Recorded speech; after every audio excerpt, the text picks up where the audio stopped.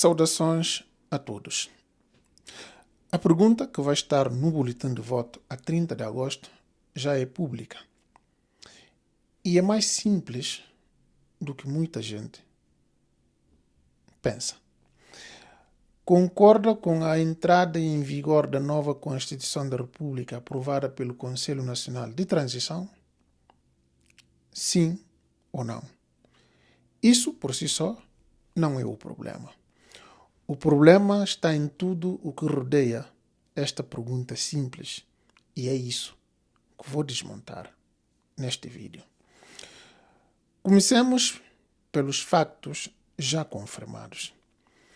O Decreto Presidencial número 19/2026, assinado por Horta Intá, Presidente da República de Transição, marca o referendo para 30 de agosto, com base na Lei número 12/2026, de 16 de junho, aquilo que ficou conhecido como a Lei do Referendo. O decreto esclarece ainda que o Supremo Tribunal de Justiça emitiu parecer favorável à sua realização. A votação será por sufrágio universal, direto, secreto e pessoal, e os eleitores terão apenas duas opções: sim ou não, conforme, ou seja, sobre um único texto, a nova Constituição aprovada pelo Conselho Nacional de Transição a 13 de janeiro deste ano. E aqui está o ponto que considero essencial explicar muito bem. Porque é a peça que falta a muita da cobertura que se tem feito sobre este referendo. O que é que está, ou seja, o que é que esta nova Constituição de facto muda? A resposta é significativa. O texto submetido à votação transforma o regime político da Guiné-Bissau de um regime parlamentar para um regime presidencial. Se for aprovado, reforça consideravelmente os poderes do chefe de Estado, que passa a poder nomear diretamente o primeiro-ministro, designar os membros do governo e dispor de poderes executivos alargados. Os líderes da transição justificam esta mudança dizendo que ela vai pôr fim aos frequentes bloqueios institucionais que têm marcado a vida política guineense, muitas vezes causados por rivalidades entre o Presidente da República e o Primeiro-Ministro. Já agora, se este tipo de análise, que vai além da notícia do dia e explica o que realmente está em causa, vos parece útil, ajudem este canal a chegar a mais pessoas. Subscrevam, ativem as notificações e partilhem este vídeo com quem esteja interessado nos assuntos da Guiné-Bissau e, em particular, este dito referendo de 30 de agosto deste ano. Ora bem, é exatamente aqui que a minha análise crítica começa, e não na transparência da pergunta em si, que, repito, já é pública e relativamente simples. O problema não é o que se pergunta, é quem escreveu a pergunta e em que condições ela vai ser respondida. Quem escreveu esta Constituição foi o Conselho Nacional de Transição, um órgão que já vos mostrei em outros vídeos, criado pelos próprios militares que tomaram o poder pela força a 26 de novembro de 2025 e que substituiu o Parlamento que tinha sido eleito pelo povo guineense. Não houve eleição para este Conselho.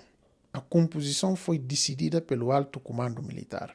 E foi este mesmo órgão, sem legitimidade democrática de origem, que aprovou por unanimidade, a 13 de janeiro, um texto que reforça precisamente os poderes do Presidente da República, numa altura em que a presidência está nas mãos de quem chegou a ela através de um golpe de Estado.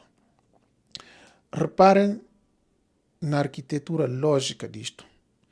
Um órgão criado por um golpe militar aprova uma Constituição que reforça os poderes presidenciais e depois pede aos guineenses que validem essa mesma Constituição através de um referendo cuja pergunta e opções são de facto claras e conhecidas, mas cujo texto de fundo nasceu de um processo que a própria oposição classifica como ilegítimo. E há uma segunda camada que precisa de ser dita com toda a clareza. Mesmo sabendo exatamente o que vai a votos, os guineenses não estão a viver um período de debate livre sobre essa pergunta. Já vos mostrei, no outro vídeo, o caso de Carlitos Costa, dirigente do PAIGC, espancado por desconhecidos horas depois de um direto nas redes sociais ter defendido publicamente o voto não nesta mesma Constituição. Ou seja, a transparência da pergunta no boletim de voto não significa que, de forma nenhuma,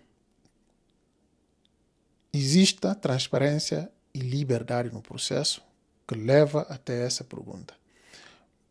Pode saber-se exatamente o que se vai votar e ainda assim não existir um ambiente seguro para fazer campanha pelo não.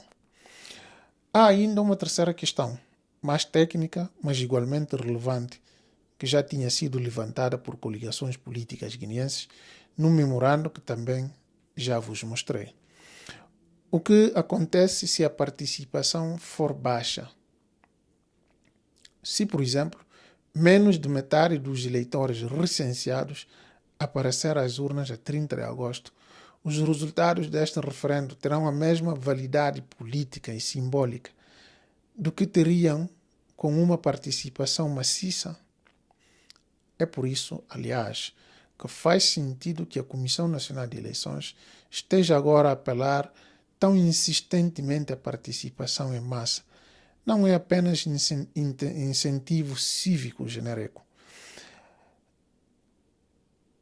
É também, ainda que implicitamente, uma tentativa de assegurar que o número de votantes não deixe margem para dúvidas sobre a legitimidade do resultado final. Juntem estas três camadas. Uma pergunta clara sobre um texto que reforça os poderes presidenciais, escrito por um órgão sem legitimidade eleitoral de origem, votado num ambiente onde defender o não já resultou em violência física contra, pelo menos, um dirigente político. E com uma incerteza ainda por resolver sobre o que aconteceria em caso de baixa participação.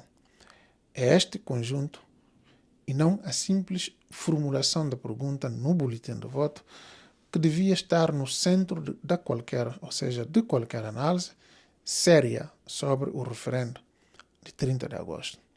Vou continuar a acompanhar de perto os preparativos para esta votação e a trazer-vos com rigor qualquer novo desenvolvimento sobre as condições em que ela vai decorrer.